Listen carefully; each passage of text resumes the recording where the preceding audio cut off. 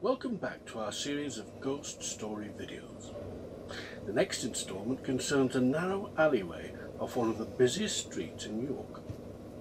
Just at the bottom of the shambles is pavement, which is crowded and noisy both day and evening. But leading off from pavement is an alleyway called Lady Pecketts Yard. Although the noise of the busy street may wash down into the alleyway, it is a little used route, frequented only by those in the know, and of course, inevitably, by the ever-present pigeons.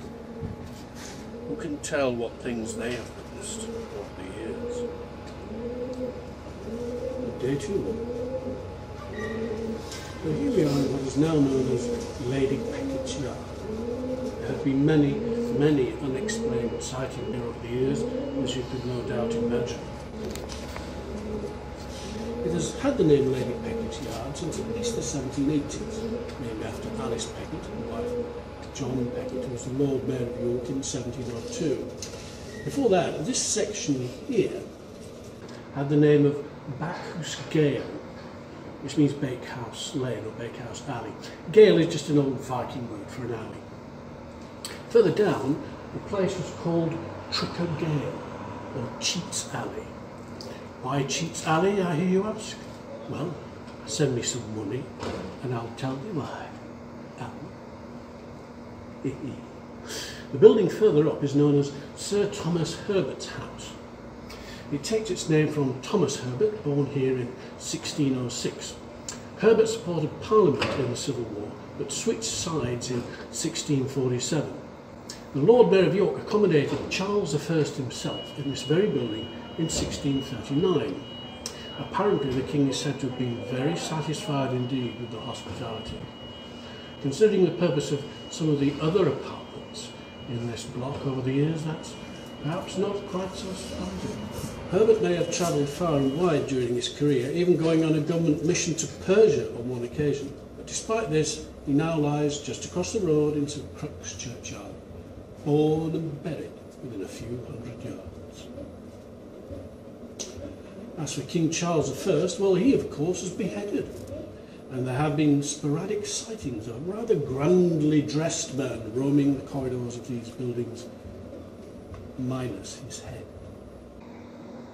Also, ladies who use the premises have occasionally felt as though they were being groped by an unseen hand. Could this be King Charles himself, come back after all these years, perhaps in search of further hospitality?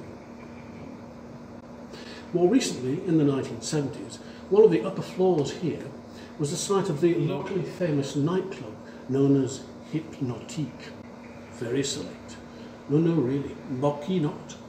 On one occasion, both Cabaret Voltaire from Sheffield and Manchester's Joy Division appeared here on the same night.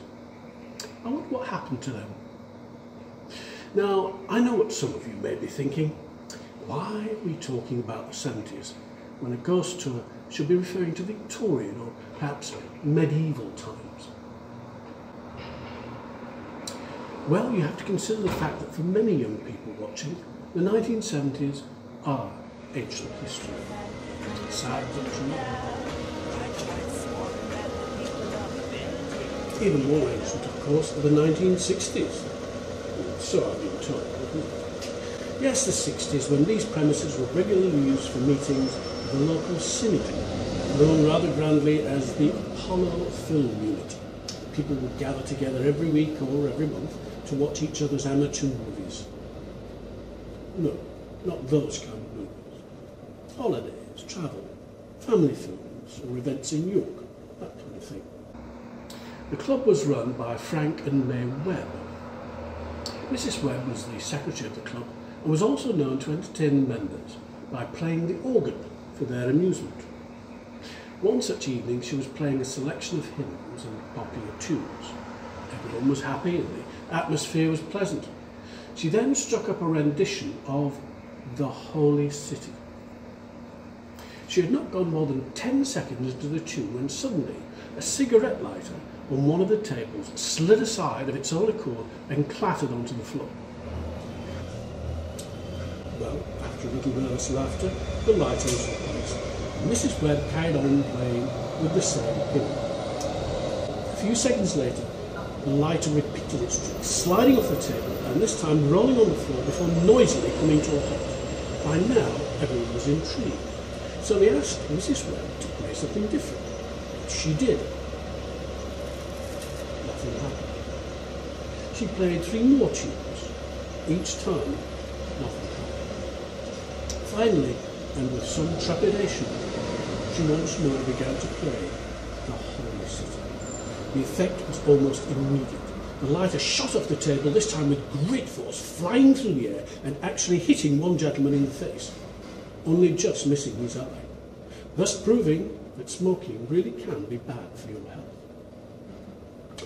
Well, not surprisingly, the members were all rather rattled by these events and decided to go home a little early. But that wasn't the end of the story.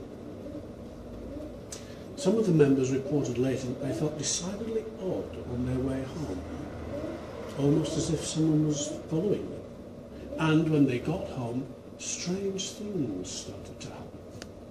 Unusual voices and other sounds would manifest themselves in empty rooms of the house. Objects would seem to fall off the shelves of their own accord. No one was ever able to explain why these events occurred, but rest assured, the Holy City was never played again at the meetings of the Apollo Film Unit. Evidently, someone definitely did not like the tune. I say someone, but there are those who believe that such poltergeist activity is not even caused by ghosts at all, that it is instead caused by something deeper, something darker, more primitive and ancient than mere spirits of the dead. Could it be that some thing of which we have no knowledge is trying to force its way through from the other side? And if it succeeds, what will it do? Who knows? Well, time to bring this session to a close. Hope you enjoyed it. It certainly cheered me up. Until next time, farewell.